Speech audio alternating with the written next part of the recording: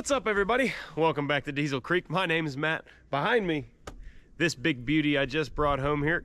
This is a Kobelco SK250 LC that I just picked up for a honey of a deal. What if the thing that pulled you off the beaten path was rust? Filthy, crumbling, oil-streaked, corroded metal. The kind of forgotten junk that other people drive past without sparing it a second thought. Because that's where it all started for Diesel Creek. It's a long, winding trail built from burnt oil, secondhand tools, torn-up boots, and the kind of grit you don't get from textbooks. Before Diesel Creek became a brand, a business, or a binge-worthy channel, it was a normal life which was noisy, unpredictable, and rust-caked. The story everyone knows about a guy named Matt who fixes heavy machines and films it for YouTube barely scratches the surface.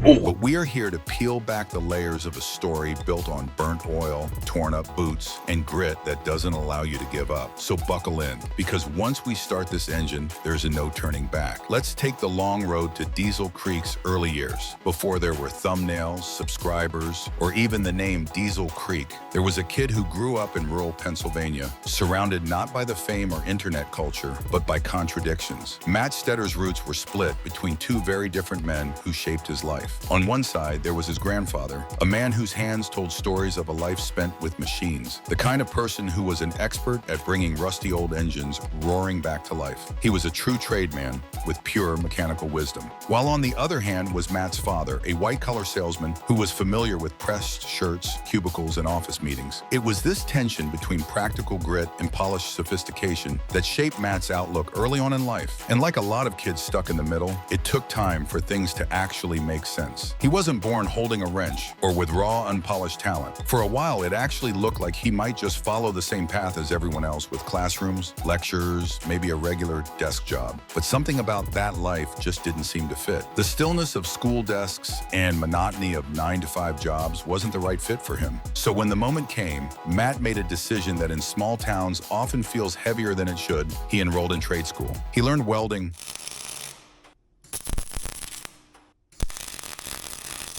a skill that required precision, practice, and patience. Welding sounded simple, direct, and honest, and it led to a piece of paper that said certified. But for what it's worth, Matt had just embarked on a career without a map. Matt's early working years didn't follow a trajectory, but rather, they bounced. His early jobs were like a game of hopscotch that didn't make sense to anyone apart from him, and probably not even to himself. Then came excavation with bigger equipments, bigger mistakes, and most importantly, bigger lessons. From there, he landed in a machine shop, learning the patience of precision. That was followed by time in a factory assembling industrial transformers the size of trailers, metal beasts that needed to be handled like fragile artifacts. Then came road work, and after that,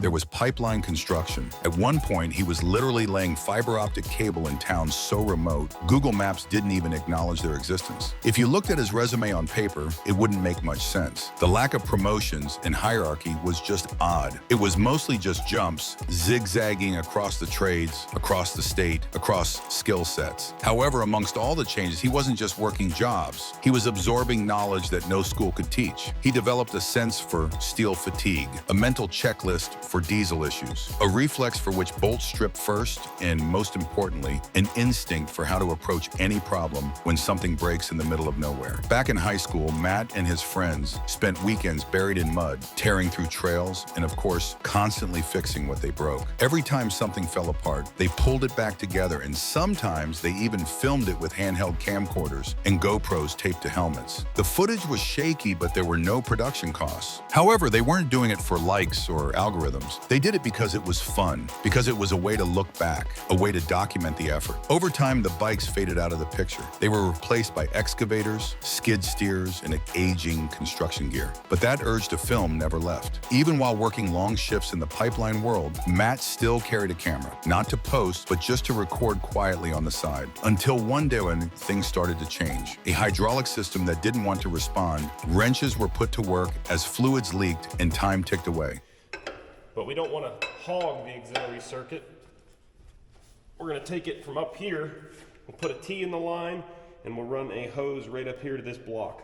Eventually, the machine roared to life, and in that moment, the realization of filming the whole process hit Matt as he looked at his successful work. That moment, that simple, seemingly throwaway realization, was all the spark he needed. He logged back into the old YouTube account, the forgotten one from his high school days that was still active. And this time, it wasn't for motocross, it was for machines. Diesel Creek was officially born. In the beginning, the uploads were basic. There was no fixed schedule or strategy, just moments that were captured when there was time. His initial audience was small, supportive family, friends, and a few random enthusiasts. But Matt kept filming. Late nights after long shifts, editing with gritty fingers and coffee-fueled hours hunched over a laptop when the rest of the world was asleep. Then 2010 hit, and with it came the lockdown. Constructions were halted, and jobs suddenly vanished. And like millions of others, Matt found himself out of work. But unlike most, he saw opportunity in the quiet. He went freelance, scraping together jobs and taking whatever you could. And during those uncertain months, he filmed everything from repair jobs to equipment flips and recoveries. Anything he could. As if on cue, things started to change for him. His views started creeping upwards as his channel gained more momentum. Diesel Creek was no longer a side project. It was becoming something else entirely. But what really makes us wonder is the fact that could a guy really build something like this from scratch? And maybe more importantly, was he really doing it alone? Because here's the part almost nobody talks about. Diesel Creek wasn't just Matt. It was also Eva Simone, his wife, his partner, and the quiet engine behind the scenes. Their story isn't really flashy. They grew up in the same town, went to the same community college, even drifted apart for some time, but eventually found their way back to each other. When they reconnected, Eva brought something crucial. It was her experience. From her time interning in a media department at an animal hospital, Eva knew how to manage content. She understood pacing and how to structure raw clips into a story that people actually wanted to watch. She wasn't just supportive, she was essential. Together, they shaped Diesel Creek into something organized and scalable. As a result, sponsorships rolled in. The recognition was insane. They even launched their own merchandise, t-shirts, hoodies, stickers, even their own branded beverage additive. Because why not? As Diesel Creek videos got more ambitious, people started asking questions. Some noticed how certain machines failed just as the camera turned on,